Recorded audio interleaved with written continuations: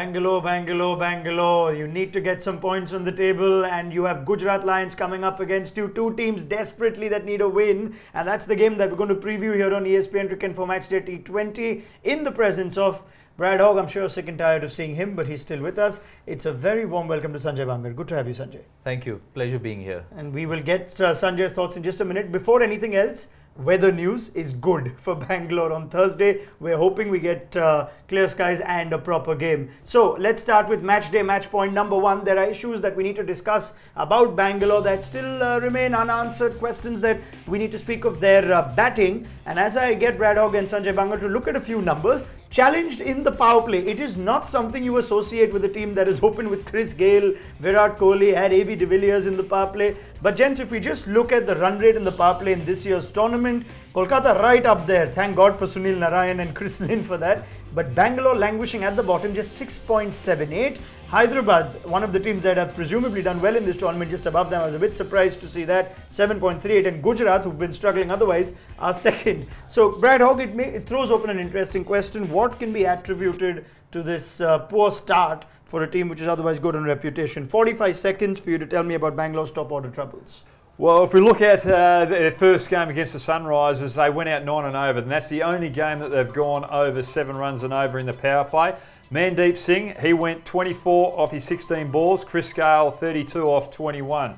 Now, will they put Mandeep Singh up the top of the order and open with Gayle, and then strengthen that middle order, which has been pretty brittle throughout this tournament, and have Kohli out 3, AB de Villiers out 4, and strengthen that weak bottom middle order? And also, if you look at Chris Gayle, he likes to take the time out the top, take a few balls to get himself in. If he gets out early, it costs the team down the bottom. It puts the pressure on, because he likes to try and catch up later in the innings, and they can't really afford to do that.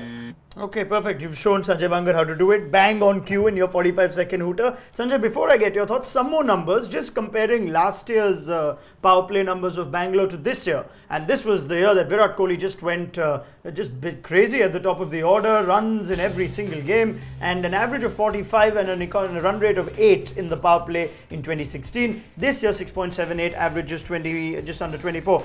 Obviously, they've been hampered by change of personnel and injury, Sanjay, but it's a question that Kohli and Vittori need to answer. How do they fix it, given that their middle order, like Brad said, is a bit weak? 45 seconds for you to tell me. See, without a doubt, they've used 5 openers so far. That doesn't really help, because you need continuity at the top. You also saw the figures. Chris Gayle takes a lot of time, as Brad mentioned, but the strike rotation is a bit of an issue there. 60% dot balls in power play never really helps both the openers. It's not only about boundary hitting, but in a T20 game, even if you reduce the dot ball percentage in the first 6 overs, that's crucial, so that both the openers are comfortable, they get their eye in, and then they can go for their big shots. Okay, let me get your ideal opening combo. You stick with Gayle and Kohli, you wouldn't change that? Yeah, I would stick with Gayle and Kohli. Okay, and you don't mind AB at 4, because that would raise questions of its own, whether AB bats too low at 4. Yeah, I don't mind AB at 4. I just think that they need to strengthen that middle order, whether they put Mandeep Singh out 3 or open with him. Either way, I just think they've got to sacrifice one of those lower order players in that middle order and just hope that he gets a few quick runs to relieve the pressure on the likes of Jadiv and AB de Villiers, or even Head if he bats in that position of 4. Well, they should get more than 49, hopefully, whichever players they put out. Well, I tell you what, they were happy the other night that it rained, so they weren't under a lot of pressure. Really? Okay. A bit of relief for them. Maybe I'll just ask Sanjay quickly. I thought the best thing that can happen after a 49 all-out is get your game in the next 2 days, put it behind. Now you had a washed-out game. The memory of 49 still within you. That could be difficult. It is difficult, and generally it's very similar to a middle order batsman waiting to go into bat when there's a big partnership going on. So the focus, the concentration, a lot of it is wasted. The mental energy is wasted in the dressing room. So I think the best thing that could have or should happen to RCB is that they get onto the park, get the ball in the hand, get the bat in the hand, feel the buzz about the crowd, get the adrenaline pumping, and I think they should be on their way. Okay, well, let's hope Bangalore's weather doesn't play spoil sport for the second time. Like I said, forecast is pretty good. Let's move to match day, match point number 2. One thing that's been very good for Bangalore has been the bowling of Yuzvendra Chahal on the ascendancy. We're going to spend some time talking about, dare I call him Bangalore's premier bowler, not just premier spinner. looked at some numbers of the leggy Yuzvendra Chahal, and we're comparing him year by year, gentlemen. 2015, blue, you've got economies, yellow, you've got averages, going at almost 9, average not too bad. 2016, got his economy down by a shade, average more or less the same at about 19. This year, 6.76, the economy, 15.9. He's bowled a fair bit in the power play, he's bowled in the middle overs and sometimes even in the last 6 overs. So I think I'll come to Hoggy again to talk about the wrist spinner. Chahal, standout bowler, leg spinner in the tournament for you. 45 seconds, Brad Hogg. Going to put Sanjay under a little bit of pressure. This kid should probably play for India in the Champions Trophy. He's been absolutely phenomenal. He's versatile. As we can see, he bowls in the power play, bowls in the middle overs and bowls out the death. He's only bowled 5 overs in that power play, 6.8. The middle overs, 6.7, where he's got 6 wickets. And the death, he's bowled 2 overs and only gone for 7. So he's very economical wherever you utilise him. And the big thing about Chahal is his variety. He's able to go quick, he's able to go slow, but he's also prepared to turn the ball away from the right-hander and beat that outside edge. And he's also got the variety to bring it back in as well. And when under pressure, he's also got a couple of skidders too to really bamboozle the batsman's momentum. So good work, Chahal. Good work, Brad Hogg. Perfectly on point. Sanjay, Chahal, just 26 years. People almost forget he's still as young as he is. And in a bowling unit which has been questioned as the weakness of the team over the years. If you just compare him to other leg spinners, what about Chahal can you attribute to just this steady and consistent improvement year after year? 45 seconds. I think I would attribute it to the confidence and the faith that the team management has placed in him. They were making him bowl the important overs, and now you can see him bowling a lot of power play overs. So I think he's grown in confidence, and that's also because he's picking up wickets. He's played international cricket, got that exposure, and those figures that you put up also suggest that there's a slight change in the nature of the Bangalore wicket, and that could also add on to the reduction in the runs per over that he's been conceding. Yeah, perfect. That's a different Chinnaswamy Stadium. We've discussed that before. It may not have suited batsmen. It has certainly helped Yuzvendra Chahal, but boy, has he been good on his own. Let's move to match day match point number 3 now. And while Chahal has been doing the job as the lead spinner for Bangalore, Ravindra Jadeja and his new look and that new moustache and the lack of beard certainly has failed to turn up as far as the numbers on the bowling field go. Let's just take a look at Jadeja's numbers. Now, I must say he's coming at the back of a really long home season. We all know that. But just the 2 wickets, Brad and Sanjay, in the power play. Of course, he's the only spinner on that list, so we have to give him credit for that. 9.7, the economy, the worst, average of 97. The other thing is that all those 4 tend to bowl at the death as well, whereas Jadeja's job is essentially to finish off before it gets too late in the innings. Sanjay, just your thoughts on Ravindra Jadeja, fatigue, long season. What can you attribute just the lack of result from Jadeja this season? I think you need to look at it holistically. Gujarat Lions is a team which has only picked up 25 wickets, which is the least number of wickets among all the teams. So it's not about one individual not picking wickets. I think all the bowling unit, probably in the first 3 matches, they hardly picked a wicket. So it puts enormous amount of pressure on the number 1 bowler. So I think the teams probably play them differently. Some of the left-handers fancy going against Jadeja. And it also puts into question certain variations that Jadeja used when he's under the pump. So as soon as he starts getting hit, he tends to bowl flatter and flatter, and that doesn't really work to his advantage. Okay, let's ask the other left-arm spinner on this. When your frontline bowlers with the new ball aren't getting you wickets, how much does that affect the spinner that comes on later on? Do you attribute it to generally a disappointing all-round bowling performance by Gujarat, or can Jadeja do better for you, Brad Hogg? I think you definitely need wickets in that power play, especially if you're a spinner that's predominantly used in those middle overs. And if there's no wickets out the top, your leg spinner's still got a better opportunity of getting wickets because he's probably got more variety, whereas the left arm off spinner, it's extremely hard in T20 cricket. But if you look at Jadeja, he's not a prestigious turner of the ball. He plays more of a holding role. And if you look at his whole career, he's only got, I think, 60 innings where he's got a wicket out of 105 innings that he's bowled. So that tells you a lot, that he's probably in the team for more of his economy rather than the wicket taking, but his economy has been poor this year. He's gone out 9s in the power play in the middle overs and 13 in the death overs that he's bowled. So He needs to change his game. Got all your numbers in just in He time. needs those to have a 45 shave seconds. just like Ajinkya Rahane as well. I wonder, Sanjay Bangar knows him well enough. Is he superstitious? Would he be worried about the new look that's affected the numbers? No, I don't think he's bothered by all that. And the trend is that they want to experiment. So they want to have the variations with the ball as well, but variations in the looks as well. I'll tell you what, he might be wicketless or he might not be going that well, but at least he'll win one award at the end, and that's the best facial award or best face. Best. Your sense of style is questioned. I don't like that one. I like it because to me it feels very historical or very vintage royalty. That's the word, yeah. It looks like a. You're the one who's been credited as the Tom Cruise lookalike, not me, so I'll leave that to you. But did you see the photo that he had there? He was playing with his beard.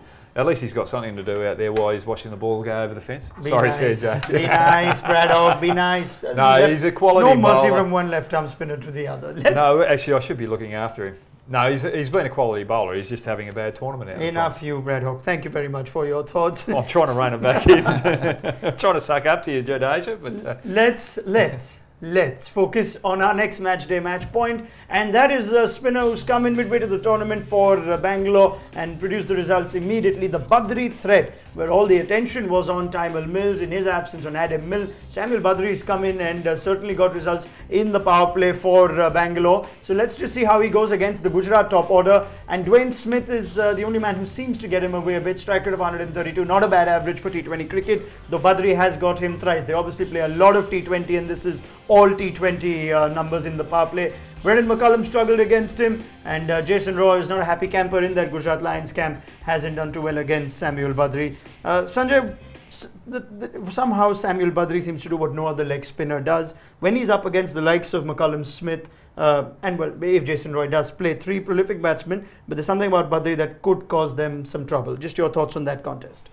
I think the more you see of bowlers like Badri, Rashid Khan, Chahal, the more I feel is that over a period of time, the off spinner is going to go out of the T20, and that's because the variations that they have. Now, most of these leg spinners are hardly bowling the leg spinners. They are actually angling the ball in, or they're relying a lot on the googlies.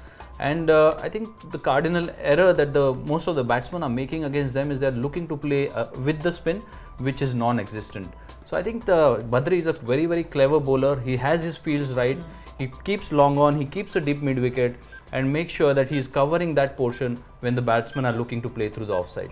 I'd love your thoughts on that. It's probably relevant even in the numbers that we look at. Harbhajan Singh, barring him, and even he's not got the wickets, he's just kept runs down. I can't think of another off spinner who's done as well, but these plethora of leg spinners that seem to be doing the job. Just your thoughts on Sanjay's comments, Brad Hogg, and with relation to Samuel Badri. No, I totally agree with that. And the role of the spinner is to be tight, but also to get wickets. And the only way to get wickets is to bowl tightly. And if you look at Badri, he attacks the stumps with back spinners. He's not a big turner of the ball, and he complements actually Chahal, who bowls in the middle overs, who gets a little bit more turn. So batsmen can't get into rhythm with these two leg spinners as they rotate one leg spinner from the power play and the other leg spinner into the middle overs. But he cramps batsmen up for room as well. So he's bowling on a good length out the stumps, and when he wants to go fuller, he cramps the batsmen up so that they can't free their hands. But he's asking the batsman, if you want to take the risk, you've either got to come out of your crease and hit me straight down the ground. And if you do that, well, I'm going to keep watching on you, and I'm going to try and turn one past that bat. But if you want to try and sweep me, you've got to sweep off a good length, off the stumps, and that's why he is very successful. Okay, we should see that contest then when they take the field, Bangalore and Gujarat. Badri against the top order of the Gujarat Lions. Let's try and pick what could be the possible 11 now in our final match day match point. We put Brad Hogg and Sanjay Bangar to the test. It's a position Sanjay Bangar's been in before to have to decide on playing 11s. Brad Hogg has been in it only on this show. Sanjay Bangar's been on it in reality. Let's first look at what Brad's gone for as far as RCB's 11 go. Remember, the last competitive game they've actually played has been the one where they were all out for 49. The washout a night ago didn't help against the Sunrisers. Brad, you've not made any changes in personnel. You've put there an Adam Milne or Taimur Mills toss-up. And of course, Samuel Badri retains his place. Just your thoughts to take me through that 11 and also what your batting order would be at the top.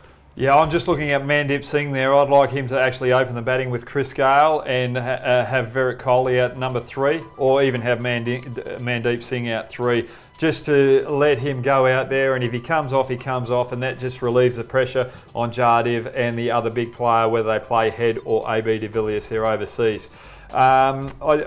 With Milne and Mills, Mills has got great variety, but I just don't know how he will go with the likes of McCallum, Finch, and just remember that he spent a lot of time with McCallum over in Brisbane with the in the nets. So that might be a little bit of a big decision for Hodge to say, right, well, McCallum knows him. For RCB to say McCallum knows him, we're going to have to go with Mill, who we can trust to bowl the Yorkers and has already got a good economy in the power play and death overs as well. Okay, just over, but good job. I was listening to you on that team. Let's see what Sanjay Bangar's done and see how he's gone about picking this Gujarat team, who of course are coming at the back of a defeat against the Kings 11. Your combination up top remains Smith and McCullum. Sanjay, you've played Andrew Tye. There's been a little bit of unsettlement whether they play Tye or Faulkner, and I can see that you've been a toss-up between the two leg spinners, Tejas Baroka, we've seen before, and Shubham Agarwal, who played that last game.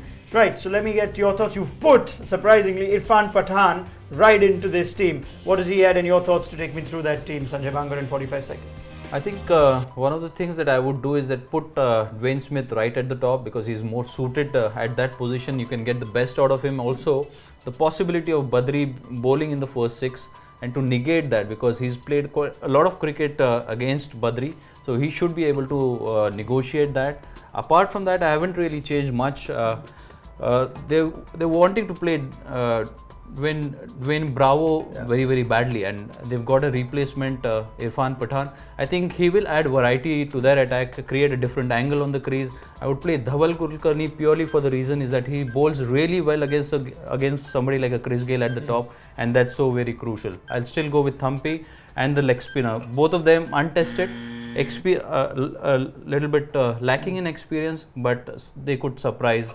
on a wicket like Bangalore. Thank you very much, Sanjay Bangar. Brad Hogg, always a pleasure getting your thoughts. We will get them more as this tournament goes on. So it's a big game for both teams. They need points on the board. If you want the build up to the live action for that game, 7:30 p.m. Indian Standard Time, where you can watch our live show on ESPNcricinfo.com as well as on our Facebook page. If you're on our Facebook page, be there not just pre-game but also mid-innings, where you can put your thoughts exclusively to our panel of experts. And if you're on YouTube, make sure you subscribe to our channel before you get out of there. So Bangalore, Gujarat, plenty to play for. We'll see how that game goes on Thursday.